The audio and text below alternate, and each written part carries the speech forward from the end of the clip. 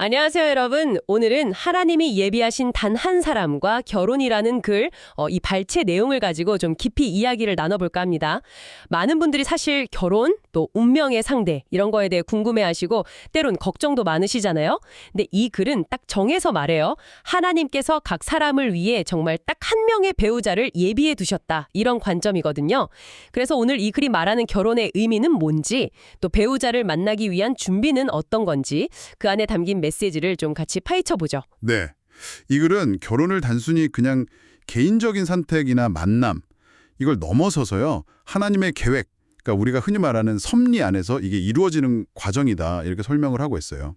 여기서 좀 흥미로운 지점은 그 과정이 개인의 어떤 영적인 성장하고 어떻게 깊이 연결되는가, 이걸 살펴보는 것 같아요.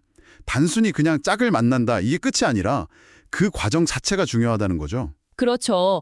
핵심 주장이 아주 그냥 명확해요. 하나님은 당신을 위해 오직 한 사람, 정말 딱 한 사람을 예비해 두셨다는 거예요. 뭐랄까 혹시 실수할까 봐 3명 준비했다 이런 식의 불안감은 그냥 내려놓으라고 하거든요. 이건 마치 각자에게 주어진 어떤 사명처럼 창조 때부터 계획된 일이고 이건 하나님의 절대적인 인도하심 아래 있다 이렇게 설명합니다.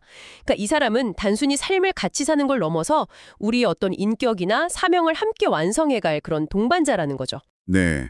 그리고 그 만남에는 반드시 하나님의 때가 있다고 강조를 합니다.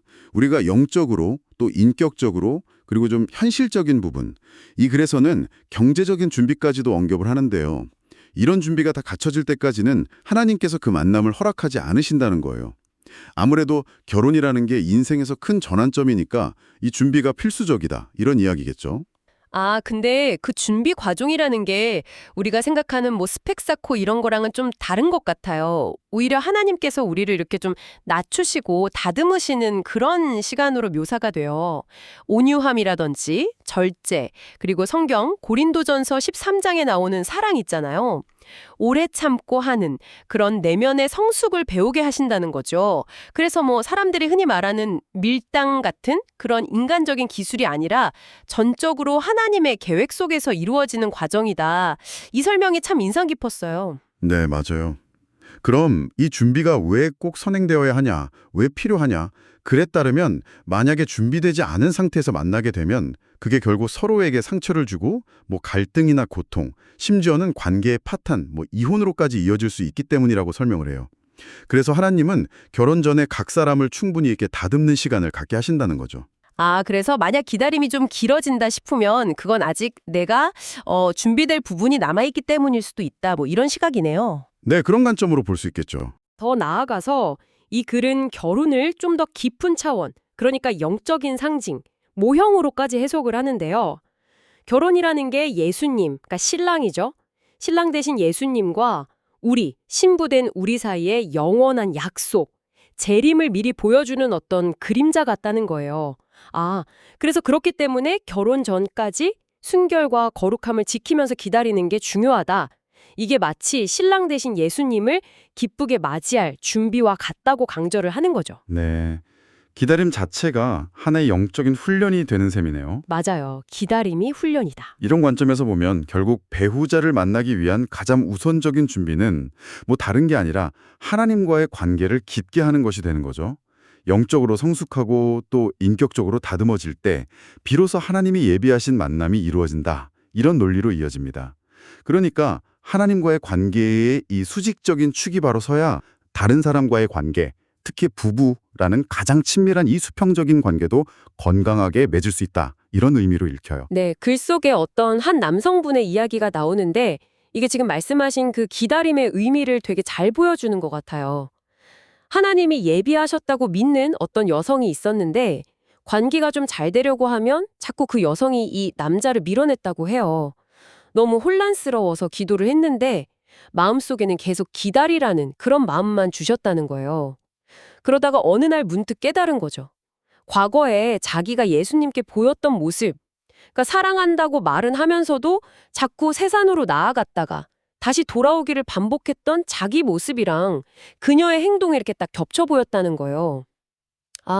그럴 때마다 예수님은 자기를 포기하지 않으시고 계속 기다려 주셨는데 그 마음을 그녀를 기다리면서 비로소 정말 절절하게 느끼게 됐다는 거죠. 예수님이 나를 이렇게 기다리셨구나 하고요. 와, 그 깨달음이 참 깊네요. 이 결혼 자체가 최종 목표가 아니라 그 준비하는 과정 전체가 어쩌면 예수님의 마음, 그분의 인내와 사랑을 배우고 닮아가는 아주 중요한 훈련이다. 이걸 보여주는 것 같아요. 글쓴이는 아마 이게 진짜 결혼 준비다 이렇게 강조하는 것 같고요. 이런 영적, 인격적 성숙이 먼저 이루어질 때 결혼이 비로소 하나님의 뜻 안에서 진짜 의미를 갖게 된다는 거겠죠? 네, 맞아요. 그래서 글은 결혼을 단순히 행복만 추구하는 게 아니라 서로의 어떤 날카로운 부분들을 깎아내면서 성숙으로 나아가는 성화의 여정, 즉 하나님을 닮아가는 과정으로 정의를 합니다. 그 잠언에 나오는 말씀처럼요.